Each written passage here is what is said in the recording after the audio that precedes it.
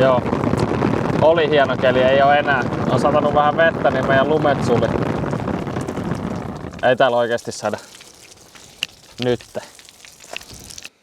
Katto ja seinät irti. Siis löysät tavarat. Seuraavaksi lähtee tää muovimatto.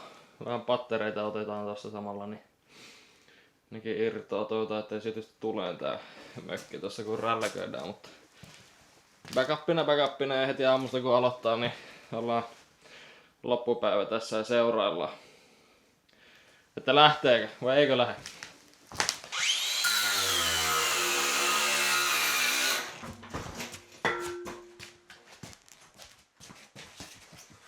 No niin, no nyt löytyi pikku jekko kun revin tätä mattoa.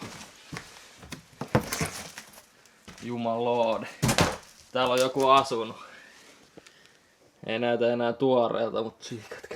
Ihan. On vähän lahoa, niin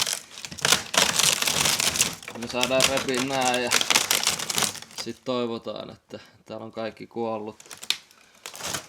Saa saada kaikki nuo lahot veke tosta ympäriltä ja varmaan putsalla vähän puruja. Ja tuo kyllä näyttää niin vanhalta, että ei tuolla enää kukaan asu.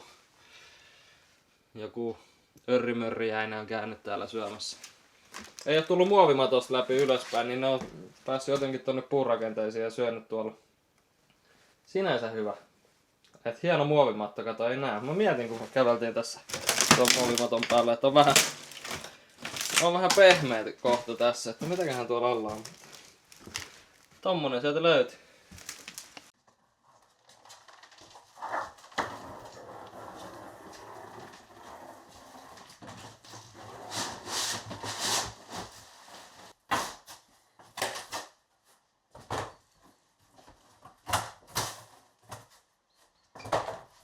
Tältä sen vanhan puun kuulus näyttää. Ihan prima. Hyvän näköistä lautaa kuivaa. En näytä olevan mitään örrimörriäisiä. Tässä mä huomasin, että tää seinä on, tähän on käytetty vähän ylijäämälautaa. Nää on ollut jossain betonivalussa. Tää näkyy tuo pinta tossa. Varmaan tän talon sokkeliin tehty, niin saatu valulaudat uusinta käyttöön ja ne on päässyt kato tonne seinään kiinni.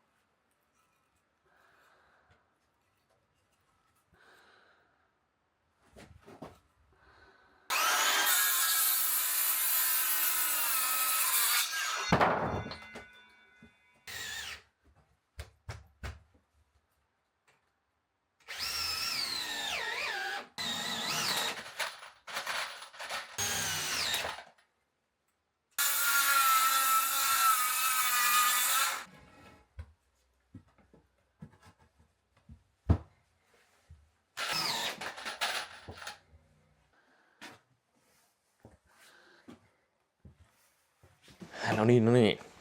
Tuosta noin. Otetaan avaat tossa joku 2.4, niin siitä irti. Tossa menee kantava palkki, niin kuin samalla lailla kuin tuossa toisella puolella. Ei voida hirveästi nostaa. Leikataan aika ovi veksi ja sitten koko toi puoli alas.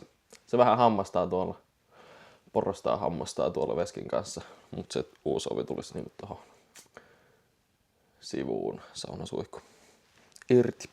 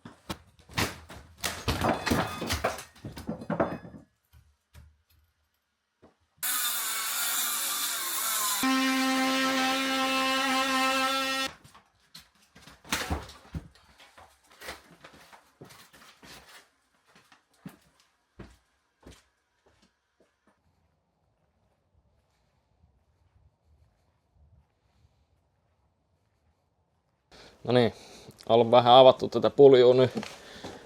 Tästä tuli vähän avarampi, vähän väliseinää tuosta veksi. Se oviaukko on nyt näin. Veskin ovi jää tuohon paikalle. Tuohon viereen pitäisi saada uusi saunasuihkuovi. Kyllä se tuohon mahtuu. Me saadaan vähän pienempi keittiö, mutta sitten kato, ei tarvi kulkea tosta veskin läpi tuonne. Katsotaan, onko tää hyvä vai huono idea, mutta pitäisi porata tuosta reikän läpi. Että katsotaan, mihin se oviaukko tulloo. Testireikä. Katsotaan tosta, mihin kohtaan se oviaukko tulloo. Tehdään 2 testireikää ylhäällä alalla, niin me saadaan suora linja, kato heti.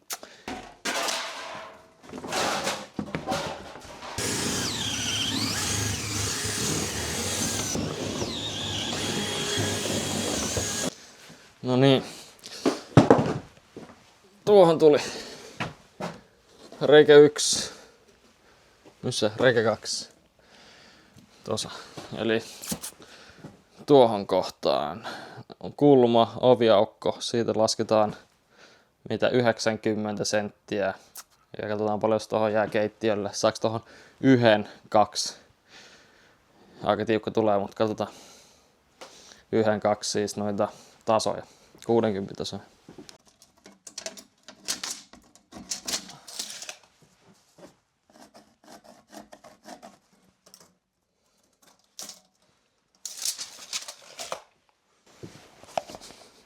Ysikymmentä ei ihan mahu. Tehdään vähän kapeampi ovi.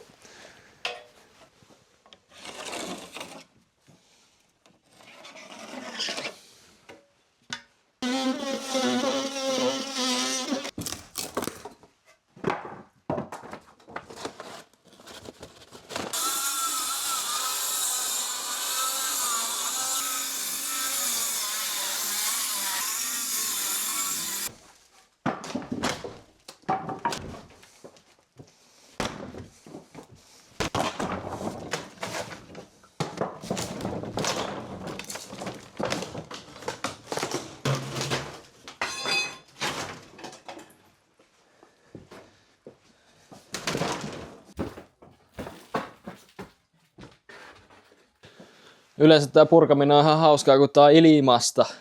No eipä oo ilmasta. Nää terät maksaa ihan helvetisti. Ei hyvä. Kommen vel kommen. Merkataan tuota keittiön paikkaa tohon, niin saadaan vähän osviittaa, että kuinka leveä siitä on mahdollista tehdä. Niin mittaillaan ja spraymaalataan, kato tohon pohjaan. Niin mä näen vähän paremmin tähän näin. Tarkoitus 60 oviaukko. Et 70 ovi siihen mahtuu, jos tarkasti tosta nuo tekee. Ja sitten tää oviaukko tästä. Oli pakko heittää 27 senttiä tähän suuntaan. Nythän se näyttää kivalta, kun tää on avoin. Mutta me jätetään oviaukko ainakin tähän. Ei ehkä laiteta ovea paikoilleen. Mutta silleen, että olisi mahdollista laittaa ovi. Sitten ainakin tuo makuuolohuone irti tästä keittiöstä ja ruokahuoneesta. Semmonen. Jatketaan reimaalilla.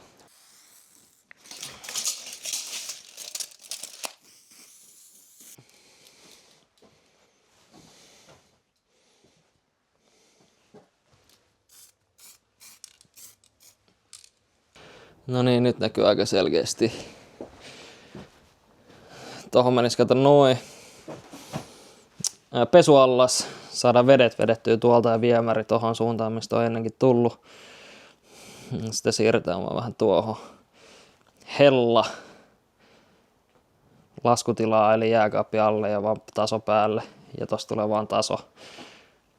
Aika tiukka on keittiö, mutta tiukkahan on tää huonekin, niin katsotaan. Ton takia piti siirtää tota oviaukkoa vähän tonne. Niin me saadaan tosta noin seinä kiinni, uusi ovi tai uusi vanha ovi paikalle ja tohonkin jäi ruokailutilaa noin hyvin.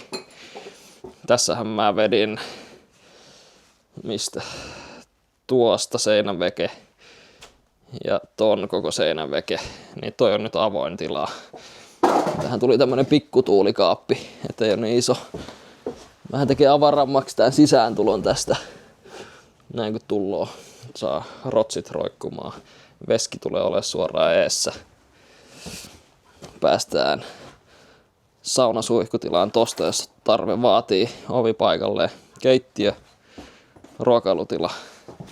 Tähän oviaukko ilman ovea. Nyt se voi aina nostaa paikalle, jos tarvii. Kun toi vedettiin nyt tähän asti toi aukko, niin tohon mahtuu 180 sänky aika täydellisesti. Ei ole eessä jotain tasoa, sohvaa. Se Netflix-telkkari. Jee, kato, heijastuskaveri. Kyllä. Tääkin on tehty nyt silleen, että tää on, ei oo 2/4, vaan tossa on 8 sentin palkki. Kun me siirretään toi ovi, niin meiltähän katosi tosta yksi palkki. Mutta meidän onneksi tässä olisi tämmönen lava. Joku on jättänyt tämmösen lava, mitä tuolta on talosta purettu. Se on 8 senttiä. Ei muuta kuin irti ja uusi käyttö. Tässä on kaikki varasat. Noista lähdetään rakentamaan.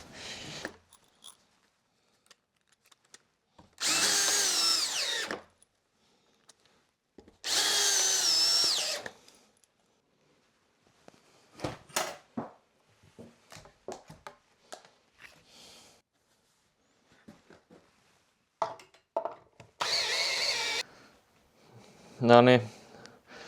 Tän jakson viimeinen homma.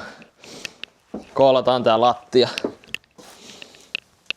Tossa on kato vähän pikkukäppi. Tää laskee siis tähän. Tuo laskee vähän tähän lattialle, niin me korjataan se. Me tehdään tosta noin 2 lautaa päällekkäin. Sen pitäisi riittää kaiken järjen mukaan. Jos ei me nyt ihan väärin olla laskettu.